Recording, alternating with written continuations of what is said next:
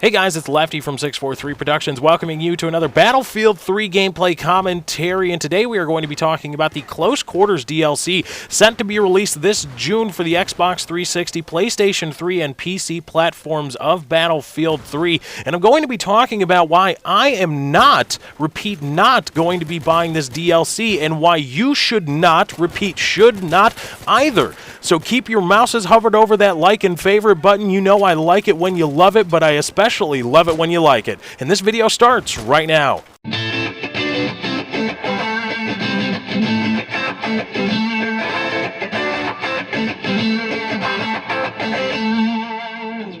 The Close Quarters DLC, as per the patch notes for the patch that went live for Battlefield 3 platforms today on June 4th, hints at a June 12th release date for Close Quarters, but that's not the release date for everybody. That is the release date for Battlefield 3, or at least the thought of release date for Battlefield 3 Premium subscribers is June 12th for Close Quarters. Again, much like Call of Duty Elite Premium subscribers, Battlefield 3 Premium subscribers are guaranteed 2 weeks of exclusivity on any DLC release. So 2 weeks from June 12th is when we will have the widespread drop of the Close Quarters DLC. Again, it contains a bunch of new maps, a bunch of new weapons. I believe there are going to be skin packs or reskins of player models and stuff like that dropping along with it for you to buy. I don't believe they are going to be included. A few new vehicles as well are going to be included in this DLC pack. It is going to be very much like the Bach, yes!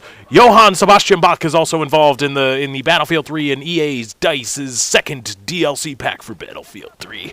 But the Back to Karkin map pack, very reminiscent of that map pack. But here's the thing.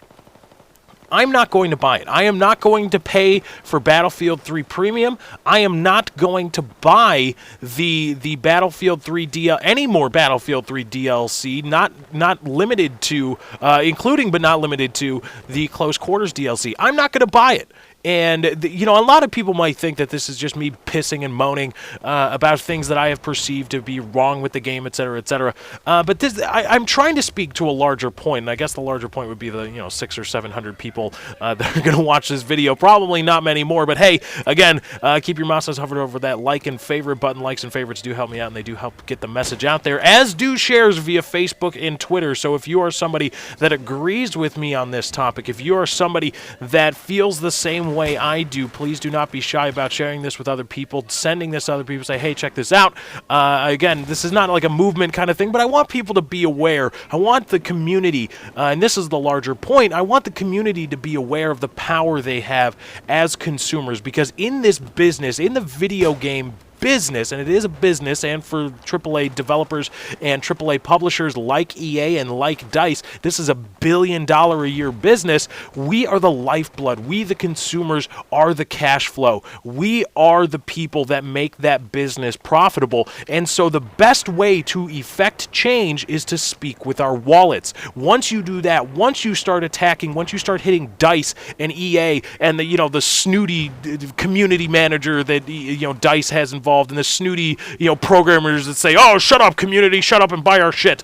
When you start hitting those people in the wallet, when those checks they start cashing, start getting smaller and smaller and smaller and smaller, they're going to be like, hey, what's going on? Why is this happening? And then we're going to be able to say, well, maybe you should fix the game, number one, in a timely manner, and number two, to the specifications that we as a community we have all agreed upon. And that is definitely, that would be bucking the status quo, also doing something else to the status quo that rhymes with bucking, but it would be bucking the status quo.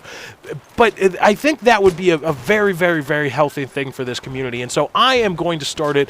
I am going to be the first one to say this, and there are probably, I don't know how many other people, how many other Battlefielders, how many other people associated with AAA video games in general on YouTube would be willing to say this, but I am not going to buy the DLC. And I am not going to buy any DLC until such a time that I can look at the game and I say, you know what, okay, DICE, okay, EA, your support of this game has been up to snuff. Your support of this game has been timely, it has been poignant, and it has been needed.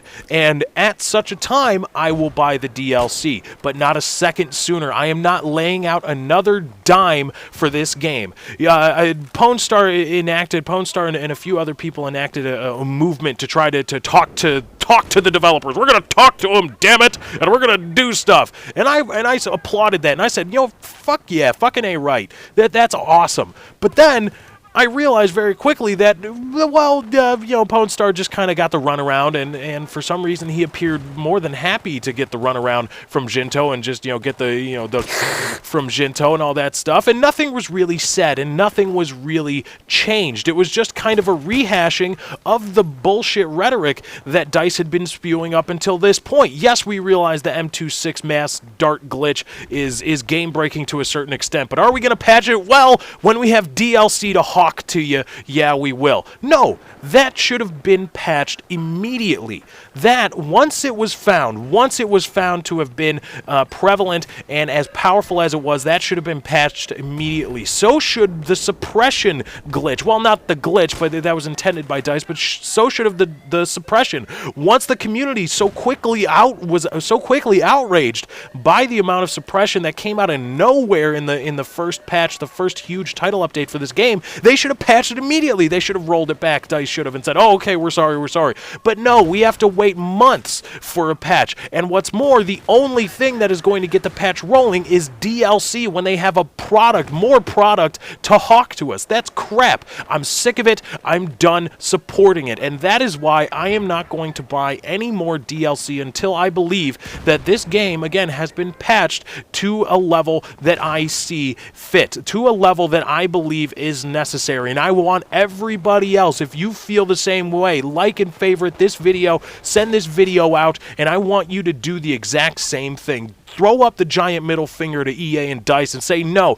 you are not going to do this to us and then still get us to buy your DLC. That is not going to happen. And do it with Modern Warfare 3. Do it with Call of Duty. I don't care. Do it with the developers. This is not limited to just EA, DICE, and Battlefield 3. Do it with anybody, everybody. In this video game industry, we are the lifeblood. We are the cash flow, and we need to start recognizing that we have the power to hit them where it hurts and to really effect change. Listening to the bullshit rhetoric spewed over and over again from the community managers and from the developers is not going to change anything, but changing their checks, changing the amount that they are going to be able to put in their bank accounts every week or month or whatever will start to change some stuff. So go ahead, hit that like and favorite button. But thank you guys for joining. That's my time. I got to get out of here. Thank you for joining. I hope you enjoyed. I am out.